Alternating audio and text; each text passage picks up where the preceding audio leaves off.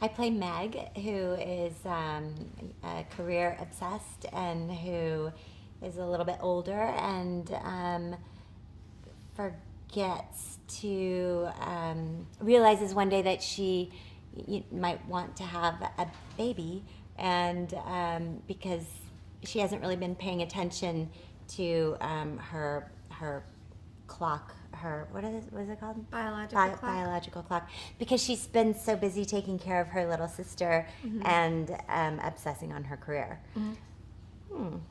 I play Alice, who is sort of codependent and has always been in a relationship or depended on her older sister to like take care of her or make her feel better or get things done for her. Sort of needy. And then she decides to not do that anymore, but doesn't realize how hard it's going to be. And then she overcomes her fears and her shortcomings. And she becomes a real woman in the world, in America.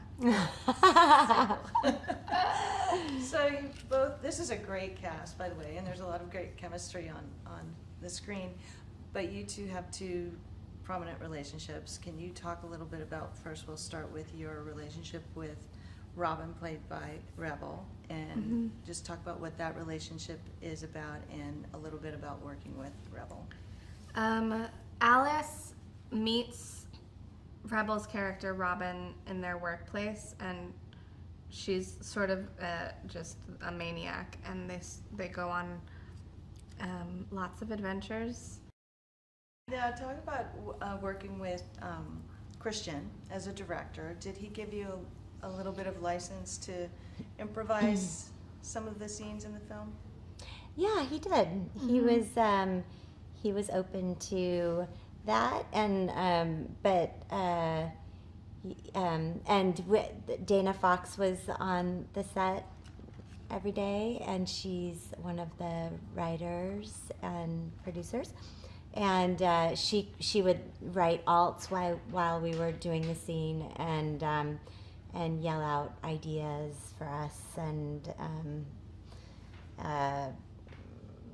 outlines, and yeah. So it was kind of loose-ish at times, and sometimes not. But he was great. He's like the Energizer Bunny. Yeah.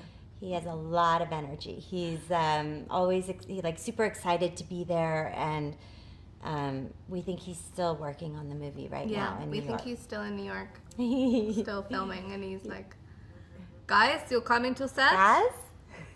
Hello, guys? I'm so excited. Is that good? Now the stories, even though it's a romantic comedy, but it's got a lot of messages in it with these stories in it. So what do you hope that audiences will take away from this? I think that obviously it's going to, people are going to find it very relatable in all ages, adult ages. So what do you hope that they walk away from after seeing this?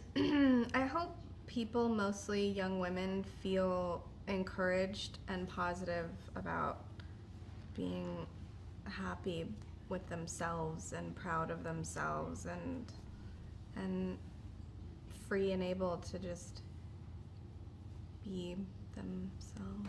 To enjoy the time in your life before you get married and have kids, and just like cherish that time, because you might decide to stay single forever, but if you get into a relationship, then it's I don't know, it's a special time that people sometimes don't appreciate, or they take it for granted, and they kind of skip past it.